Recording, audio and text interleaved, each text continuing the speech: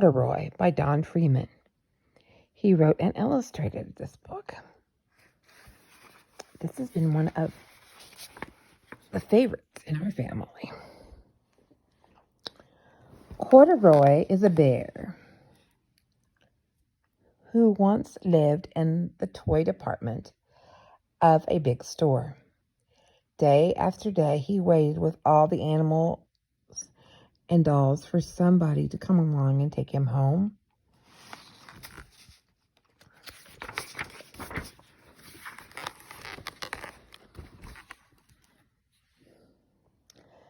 The store was always filled with shoppers, buying all sorts of things, but no one ever seemed to want a small bear in green overalls. Then one morning, a little girl stopped and looked straight into Corduroy's bright eyes. "Oh, Mommy," she said, "look, there's a very bear I've always wanted." "Not today, dear," her mother sighed. "I've spent too much already. Besides, he doesn't look new. He's lost a button to one of his shoulder straps."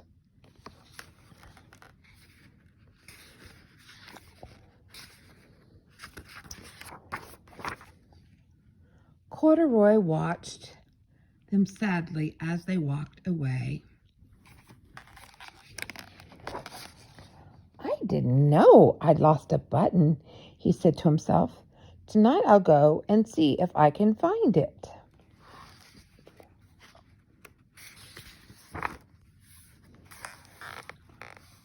Late that evening, when all the shoppers had gone and the doors were shut and locked, Corduroy climbed carefully down from his shelf and began searching everywhere on the floor for his lost button. Suddenly, he felt the floor moving under him. Quite by accident, he had stepped onto an escalator, and up he went. "Oh, could this be a mountain?" he wondered. "I think I've always wanted to climb a mountain." He stepped off the escalator as it reached the next floor, and there, before his eyes, was a most amazing sight.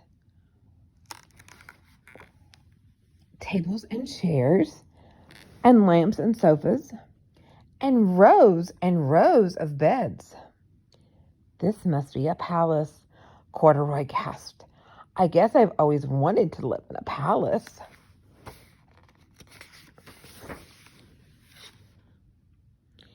He wandered around admiring the furniture. "This must be a bed," he said. "I've always wanted to sleep in a bed." And up he crawled onto a large, thick mattress.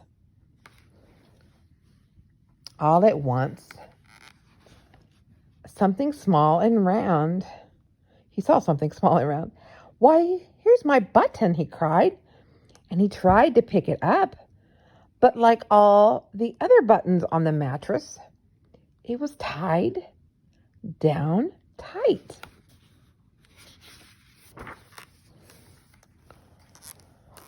He yanked and he pulled with both paws until pop! Off came the button, and off the mattress Corduroy toppled. Bang! Into a tall lamp. Over it fell with a crash.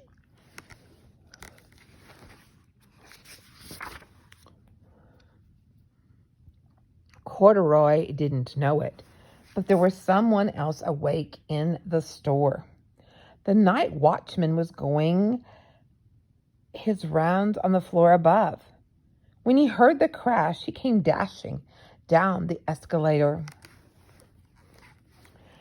"Now, who in the world did that?" he exclaimed. "Somebody must be hiding around here."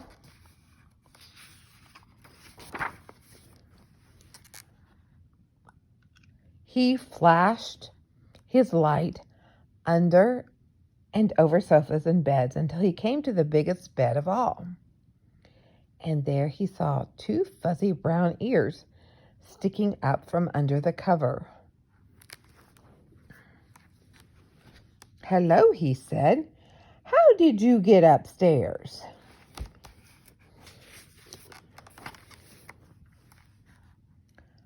The watchman tucked Corduroy under his arm and carried him down the escalator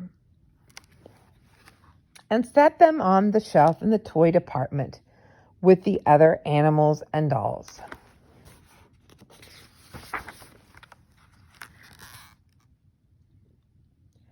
Corduroy was just waking up when the first customers came into the store in the morning. And there, looking at him with a wide, warm smile, was the same little girl he'd seen only the day before. "I am Lisa," she said, "and you're going to be my very own bear. Last night I counted what I saved in my piggy bank, and my mother said I could bring you home."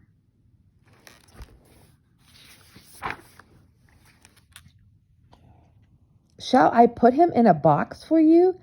the saleslady asked. "Oh, no, thank you," Lisa answered, and she carried Corduroy home in her arms.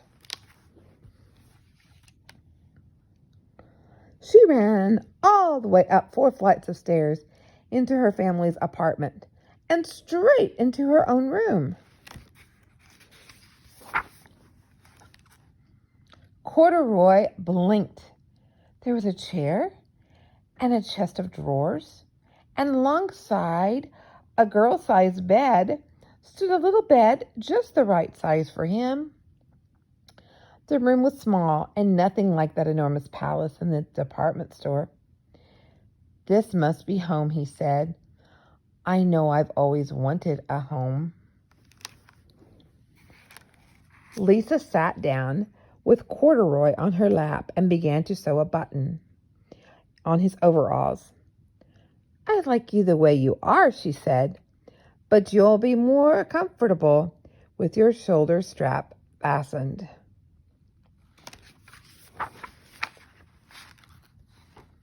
"You must be my friend," said Corduroy.